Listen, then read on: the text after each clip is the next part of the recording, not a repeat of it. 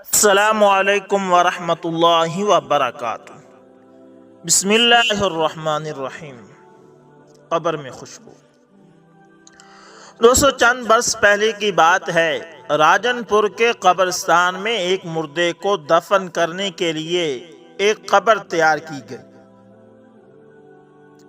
ابھی لوگ مردے کو لے کر پہنچے نہیں تھے کہ پورے قبرستان میں عجیب و غریب فرحت انگیز خوشبو مہکنے لگی۔ لوگ حیران ہوئے کہ یہ خوشبو کہاں سے آ رہی ہے، جبکہ قبرستان میں صرف 2 جال کے درخت اور چند جنگلی پودے تھے جو خوشبو نہیں دے سکتے تھے۔ تلاش کرنے پر معلوم ہوا کہ خوشبو کا منبع نئی تیار کی گئی قبر کی تہہ میں موجود ایک سوراخ ہے۔ لوگوں نے جب اس سوراخ کو بڑا کیا تو نیچے سے ایک اور قبر نکلی، جس میں ایک سفید ریش بزرگ ہمیشہ کی نیند سو رہے تھے۔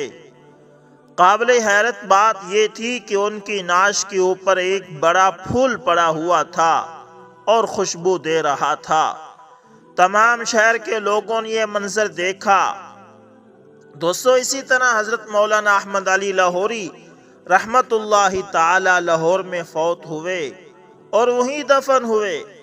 دفن کے بعد ان کی قبر سے خوشبو آنا شروع ہو گئی۔ عقیدت مندوں نے قبر کی مٹی جس سے خوشبو آ رہی تھی اٹھانا شروع کر دی۔ بتانے والے بتاتے ہیں کہ قبر کے ارد گرد گڑھے پڑنے شروع ہو گئے، جن کو بحر سے مٹی لا کر بھر دیا جاتا اور اس مٹی سے پھر خوشبو آنا شروع ہو جاتی۔ یہ سلسلہ 40 روز تک جاری رہا۔ میں ان دنوں سعودی عرب میں بطور فزیشین کام کر رہا تھا۔ وہاں پر مجھے حضرت لاہوری رحمت اللہ تعالی کے ایک مرید نے ان کی قبر کی مٹی دکھائی، جس میں اس وقت بھی خوشبو آ رہی تھی۔ اللہ اکبر، اللہ اکبر، نیک آدمی کا آخری کلمہ۔ دوستو، ڈاکٹر نوازش علی بھٹا بیوی اسپتال بھاولپور میں آنکھوں کے سرجن تھے۔ بہت ہی نیک انسان تھے۔ ان کو جگر کی بیماری کی وجہ سے یرقان ہو گیا۔ بیماری اتنی بڑی کہ ان کا آخری وقت آن پہنچا۔ میں ان کے پاس ہی موجود تھا۔ دیکھا کہ ان کی آنکھوں کی پتلیاں پھیل گئی ہیں، دل کی دھڑکن بند ہو چکی ہے اور سانس بھی ختم ہو چکا ہے۔ طبی علم کے مطابق ان کی موت واقع ہو چکی تھی۔ ان کے بیوی اور بچوں نے اس وقت کمرے میں جو موجود تھے انہوں نے رونا شروع کر دیا۔ میں نے ان کے بڑے بھائی اور بیوی کو کلمہ پڑھنے کی تلقین کی اور یہ بتایا کہ ڈاکٹر بھٹا اس دنیا سے رخصت ہو رہے ہیں۔ اس موقع پر رونے کی بجائے کلمہ پڑھنا چاہیے۔ انہوں نے بلند آواز میں کلمے کا ورد شروع کر دیا۔ اچانک ڈاکٹر بھٹا صاحب نے آنکھیں کھول دی، بستر پر اٹھ بیٹھے، کلمہ پڑھا اور کہا کہ ڈاکٹر نور، تم گواہ رہنا، میں کلمہ پڑھ کے اللہ کے ہاں جا رہا ہوں۔ اس کے بعد وہ دوبارہ بستر پر لیٹ گئے اور ان کا انتقال ہو گیا۔ اللہ اکبر، اللہ اکبر۔ مرتے وقت عربی میں کلام۔ دوستو، چند سال قبل میں ایک فالج کے مریض کو دیکھنے کے لیے گیا۔ مریض کی حالت کافی خراب تھی اور ایسا معلوم ہوتا تھا کہ چند گھڑی کا مہمان ہے۔ بہرحال میں نے اس کا معائنہ کیا۔ دوران معائنہ بات چیت کرنے کی کوشش کی مگر ناکام رہا۔ پھر میں نے مریض سے عربی میں اس کا نام پوچھا۔ اس نے جواب دے دیا۔ عربی میں منہ کھولنے کو کہا تو مریض نے منہ کھول دیا۔ عربی میں ہی اسے میں نے آنکھوں کو کھولنے کا کہا تو اس نے آنکھیں بھی کھول دی۔ تھوڑی ہی دیر بعد مریض کا انتقال ہو گیا۔ لواحقین سے پوچھنے پر معلوم ہوا کہ یہ مریض بالکل جاہل تھا، عربی تو کیا اردو بھی نہیں جانتا تھا۔ علماء کرام سے سن رکھا تھا کہ برزخ اور آخرت کی زبان عربی ہوگی اور قبر کے سوال و جواب بھی عربی ہوں گے۔ غالباً اسی چیز کا اللہ نے ہمیں دنیا کے اندر اپنی قدرت سے مشاہدہ بھی کروا دیا۔ اللہ اکبر۔ دوستو، اسی طرح ہمارے ایک بہت ہی مشہور بزرگ کو معدے کے السر کی وجہ سے پخانے کے راستے خون آنا شروع ہو گیا اور ان کی حالت خاصی تشویشناک ہو گئی، ساتھ ہی دل کی دھڑکن بھی باقاعدہ ہو گئی، جس کی وجہ سے سرجن نے آپریشن کرنے سے انکار کر دیا۔ سارے متعلقین اور معالج مایوس ہو گئے۔ میں ان کے بستر کے پاس ہی کھڑا تھا۔ میں نے دیکھا کہ انہوں نے کلمے پڑھے اور پھر خاموش ہو گئے۔ اس کے بعد ان کے دل کی حرکت بند ہو گئی، نبض ختم ہو گئی اور طبی لحاظ سے موت واقع ہو گئی۔ ان پر 8 منٹ تک یہ کیفیت طاری رہی، جس کے بعد انہوں نے پھر پہلے کلمہ کا ورد شروع کر دیا۔ میں کھڑا ہوا حیرانگی سے ان کی یہ حالت دیکھ رہا تھا۔ ہوش میں آنے کے بعد ان کے دل کی حرکت باقاعدہ چالو ہو گئی، چنانچہ ان کا کامیاب آپریشن کیا گیا اور 5ویں دن وہ چھٹی لے کر چلے گئے۔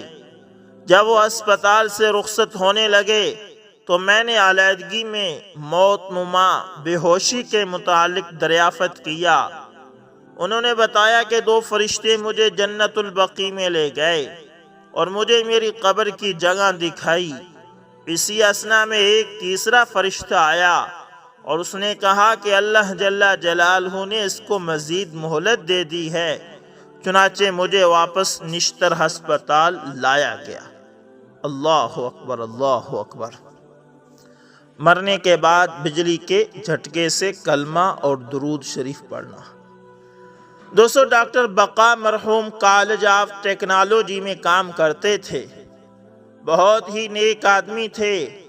دل کا دورہ پڑا اور فوری طور پر انتہائی نگہداشت کے شعبے میں داخل کرایا گیا۔ میں ان کے بستر کے قریب موجود تھا۔ ان کا دل یکا یک بند ہو گیا، چنانچہ بجلی کا جھٹکا لگایا گیا۔ انہوں نے فوراً کلمہ طیبہ پڑھا۔ جب دوسرا جھٹکا لگایا گیا تو انہوں نے بلند آواز میں درود شریف پڑھا اور دنیا فانی سے کوچ کر گئے۔ انا للہ و انا الیہ راجعون۔ صحابہ کرام رضوان اللہ علیہم اجمعین کے جسم 1400 سال بعد بھی تر و تازہ تھے۔ دوستو، چند سال قبل جب مسجد نبوی کی توسیع کی گئی تو راستے میں چند صحابہ کرام رضوان اللہ علیہم اجمعین کی قبریں موجود تھیں۔ 1968 میں جب میں مدینہ منورہ گیا تو ان حضرات کی قبروں کو دیکھا۔ صدیوں پرانی کچی دیواروں کے نشانات بھی موجود تھے۔ مسجد نبوی کے توسیع کے مراحل میں ان قبروں کو کھولا گیا اور ان صحابہ کرام رضوان اللہ علیہم اجمعین کو جنت البقیع میں منتقل کیا گیا، جس کی تفصیل اس سال نوائے وقت نے بھی دی۔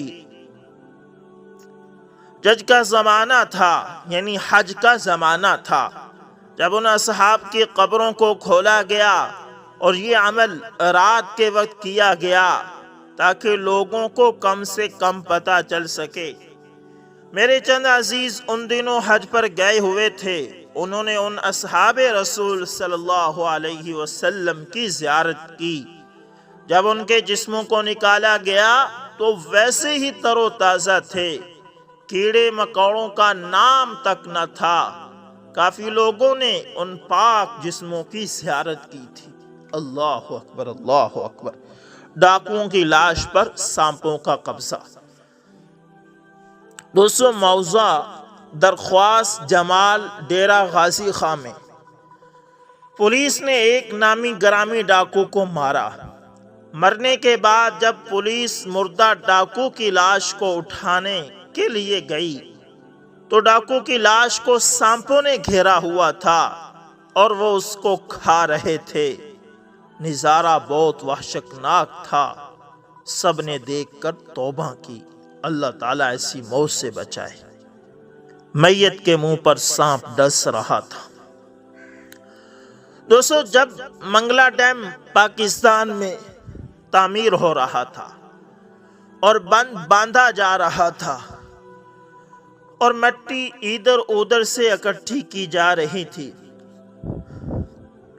تو اس کام کے دوران بلڈوزر نے ایک قبر کھول دی۔ اس قبر میں ایک مردہ لیٹا ہوا تھا اور اس کے منہ کے اوپر ایک سانپ بیٹھا ہوا وقفے وقفے سے مردے کو ڈس رہا تھا۔ یہ نظارہ وہاں کے تمام لوگوں نے دیکھا۔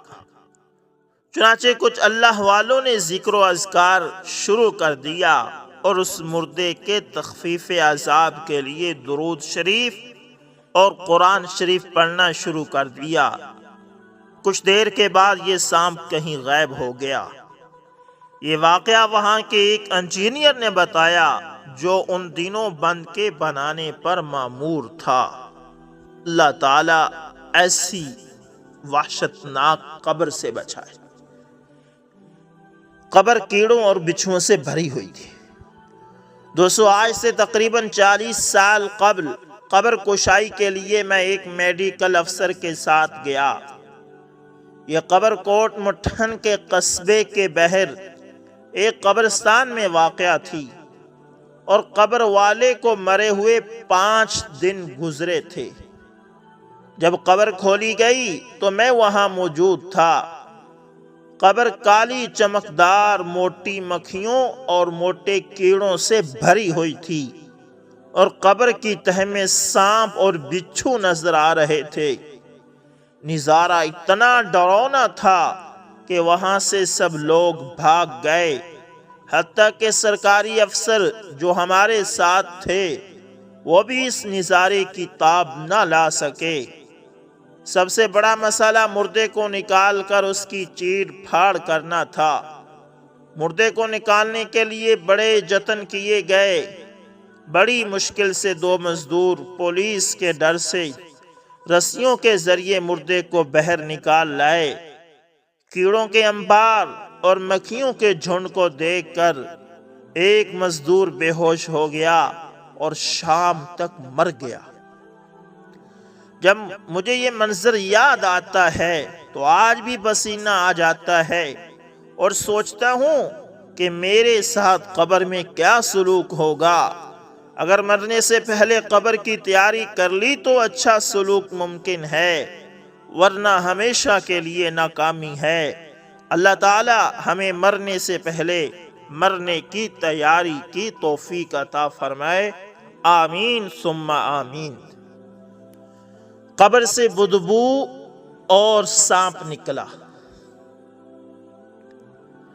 دوستو، میرے ایک دوست ڈاکٹر قانون طب فارنس میڈیسن سے منسلک ہے اور قبر کشائی کے لیے ان کو سرکار کی طرف سے اکثر جانا پڑتا ہے۔